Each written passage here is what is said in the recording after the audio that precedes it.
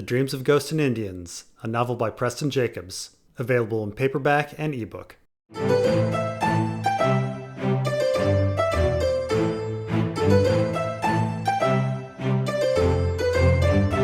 And we are back for part 4 of our reading and analysis of the Hedge Knight.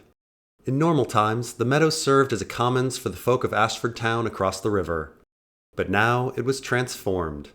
A second town had sprung up overnight, a town of silk instead of stone, larger and fairer than its elder sister. Dozens of merchants had erected their stalls along the edge of the field, selling felts and fruits, belts and boots, hides and hawks, earthenware, gemstones, pewterwork, spices, feathers, and all manner of other goods. Jugglers, puppeteers, and magicians wandered among the crowd, plying their trades, as did the whores and cut-purses. Dunk kept a wary hand on his coin. And so Dunk makes it back to Ashford and finds a booming little market, which had been established on the Commons of Ashford. A commons, by the way, is an undeveloped area in a lord's estate that all vassals can use, usually for animal grazing. Economists are familiar with the term because of the tragedy of the commons. Anyway, the commons being where the market is set up is a bit of a mixed blessing for the small folk here. Yes, the tourney is entertaining and could possibly bring in other incomes for the small folk, but it's rather significant that while the tourney is going, the common land cannot be grazed. It's a very subtle inclusion in this story about class, and even Dunk doesn't think about it. As we see here and later in the story, the well-being of the small folk is just not considered. Anyway, Dunk sees all sorts of things being sold. This includes felt, which was pretty common for clothing in medieval times. Almost all clothing was made of wool back then, and felt was one of the easier ways to make wool into something wearable. You more or less just wet wool and smash it together to make felt. No weaving or knitting required. We also hear about hawks being sold, which is pretty surprising as hawking is not commonly done. It's usually reserved for lords, so perhaps the seller is hoping that a lord walks by and buys a hawk. But I think it's more likely that our author was simply just trying to find a word that alliterated with hides. Anyway, there's also earthenware, which is just clay pots, and pewterwork, which is an alloy of lead and tin. Traditional pewter is no longer used for bowls, plates, and cups because now we know it gives you lead poisoning. And there's some entertainers plying their trades. To ply is to work at something routinely and diligently. When he caught the smell of sausages sizzling over a smoky fire, his mouth began to water. He bought one with a copper from his pouch, and a horn of ale to wash it down. As he ate, he watched a painted wooden knight battle a painted wooden dragon. The puppeteer who worked the dragon was good to watch too. A tall drink of water, with the olive skin and black hair of Dorn. She was slim as a lance, with no breasts to speak of. But Dunk liked her face, and the way her fingers made the dragon snap and slither at the end of its strings. He would have tossed the girl a copper if he'd had one to spare, but just now he needed every coin. After getting a sausage and some ale, Dunk then spots Tansel Tall, the puppeteer. Now Tansel Tall is actually the first character to establish a Mediterranean look to the Dornish, with olive skin and black hair. The few Dornish characters in A Game of Thrones are either given no physical description, like Aeron Santagar, or given a unique look with violet eyes like Ashara Dane. Dunk, of course, fancies Tansel, appreciating her beauty and skill, despite her being too tall and having no figure. By the way, the phrase tall drink of water, which means a tall, skinny person, is a bit of an anachronism, as that phrase didn't really come about until the 20th century. Now, I will say there is a rather interesting reoccurring theme with giving a copper in this story. A copper is worth next to nothing, and in truth, even Dunk can spare one.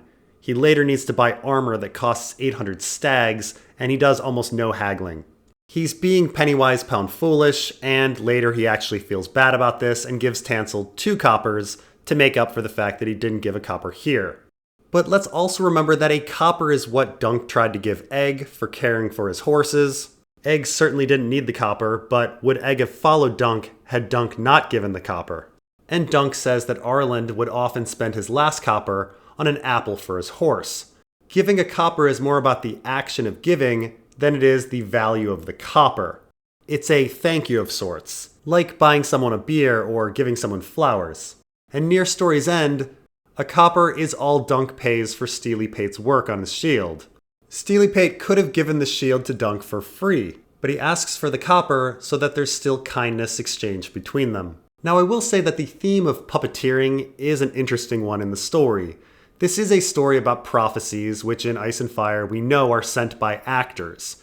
Even as early as a Game of Thrones, we know that the Three-Eyed Crow was sending visions to Bran, and early drafts of A Clash of Kings reveal that glass candles were originally part of the A Clash of Kings prologue, which was written prior to the Hedge Knight. I would say that it's reasonable to assume that someone is sending the visions to Daron, and the reader is meant to suspect that. Additionally, in the first Jon chapter of A Clash of Kings, which was also written before the Hedge Knight was completed, it is established that Egg becomes king after a series of very unlikely events. Aerys having no issue, Daron dying, Aerion dying, Maekar dying, Daron and Aerion's children being passed over, and Aemon being a maester. This story adds yet another unlikely event, the death of Baelor, to push Egg closer to the throne, with many more to follow. Now at this moment, George R. Martin had not actually come up with Bloodraven or a number of dream-sending characters, but the story does seem to have been written with a grand puppet master in mind. And I doubt the puppet master is Tansel Too Tall. There were armorers among the merchants, as he had hoped. A Tyrashi with a forked blue beard was selling ornate helms, gorgeous, fantastical things wrought in the shapes of birds and beasts, and chased with gold and silver. Elsewhere, he found a sword maker hawking cheap steel blades, and another whose work was much finer. But it was not a sword he lacked. The man he needed was all the way down at the end of the row, a shirt of fine chainmail and a pair of lobstered steel gauntlets displayed on the table before him. Dunk inspected them closely. "You do good work," he said. "None better." A stumpy man, the smith was no more than 5 feet tall, yet wide as Dunk about the chest and arms. He had a black beard, huge hands, and no trace of humility. "I need armor for the tourney," Dunk told him. "A suit of good mail with gorget, greaves, and great helm. The old man's half-helm would fit his head, but he wanted more protection for his face than a nasal bar alone could provide." And so next Dunk passes by merchants selling weapons and armor, including a blue-bearded Tyrashi selling ornate helms. Now, a couple of Tyrashi characters appear in A Game of Thrones, but it's worth mentioning that the character of Daario Naharis was originally introduced in Daenerys II: A Clash of Kings, and then was replaced with Kohoro Mo. Daario's description in this early draft of A Clash of Kings was more or less the same as his introduction in A Storm of Swords. The point being, George was writing about 2 blue-bearded Tyrashis around the same period of time. Now, the crazy and over-the-top crests were a real thing from the late Middle Ages and were used in ceremonies and tourneys. They probably weren't as common as they are in Ice and Fire, but having a bird or a beast atop one's helm did happen. So Dunk then runs into Steely Pate, the armorer, who is perhaps the most unrealistic character in the entire story. It is simply a miracle that this character exists and has either the abilities that he has or the inventory that he has. In the actual Middle Ages, armorers and blacksmiths were usually separate professions, and the blacksmiths associated with making armor were usually attached to a castle, as a castle had use for armor while common people did not. Separate smiths were for the commoners, making pots, horseshoes, hooks, and everyday items. And the process of making armor was rather labor-intensive. It took several days, if not weeks, with teams of people to produce a suit of armor. I mean, it takes forever to put all of those little rings of chain together. The fact that Dunk is able to find a freelance solo smith armorer combo who either has armor in stock in Dunk's size, or who is able to really quickly make it at some nearby forge and who doesn't have any other customers the day before a tourney, is just simply astounding. On top of this, it's rather ambiguous how much Steely Pate had in stock and how much he's making. There is a line later in the Hedge Knight that implies that Dunk's helmet is new, and certainly Steely Pate repairs Dunk's shield. And although it's not said in the Hedge Knight, in the Mystery Knight, Dunk's armor is specifically said to have been forged by Steely Pate for Dunk. So there's definitely some errors floating around about Steely Pate. The armorer looked him up and down. "You're a big one, but I've armored bigger." He came out from behind the table. "Kneel.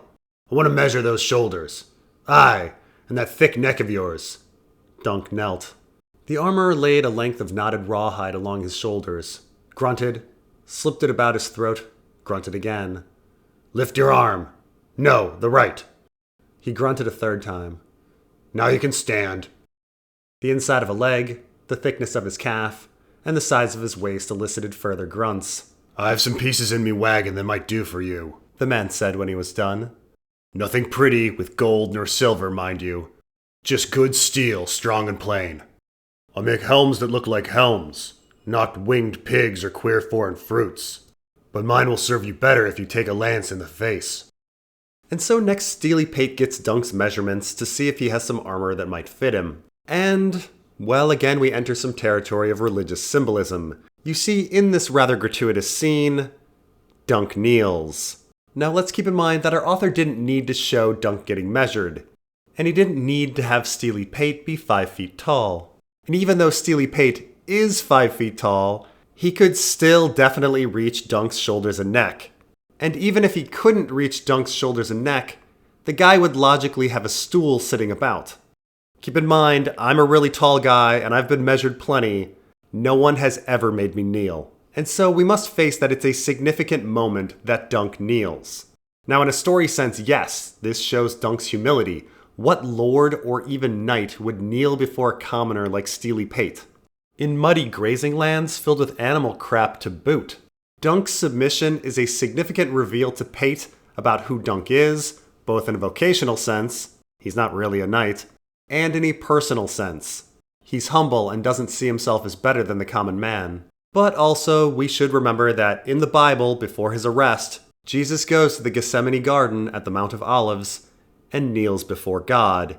It's called the Agony in the Garden, and it's a pretty big deal in the Catholic tradition. Once again, Dunk is Christ. Now Steely Pate then says he doesn't have any crazy crests for his helms like winged pigs. This is of course a joke, as when pigs fly is a statement of something being impossible.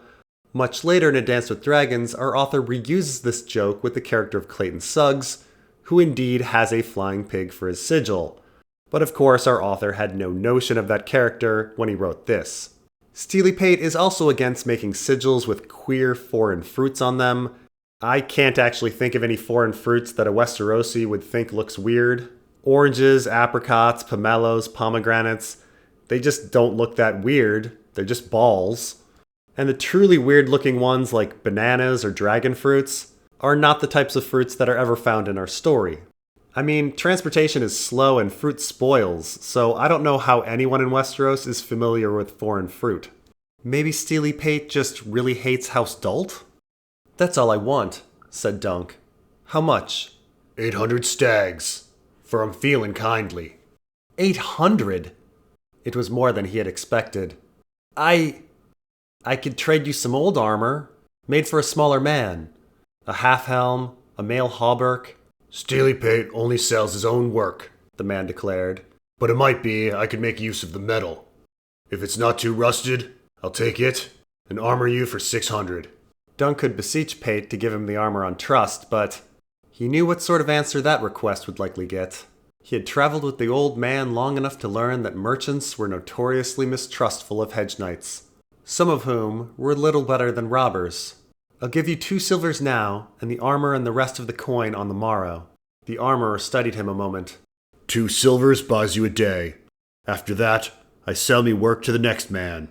Dunk scooped the stags out of his pouch and placed them in the armorer's calloused hand. You'll get it all. I mean to be champion here. Do you? Pate bit one of the coins. And all these others? I suppose they all came just to cheer you on.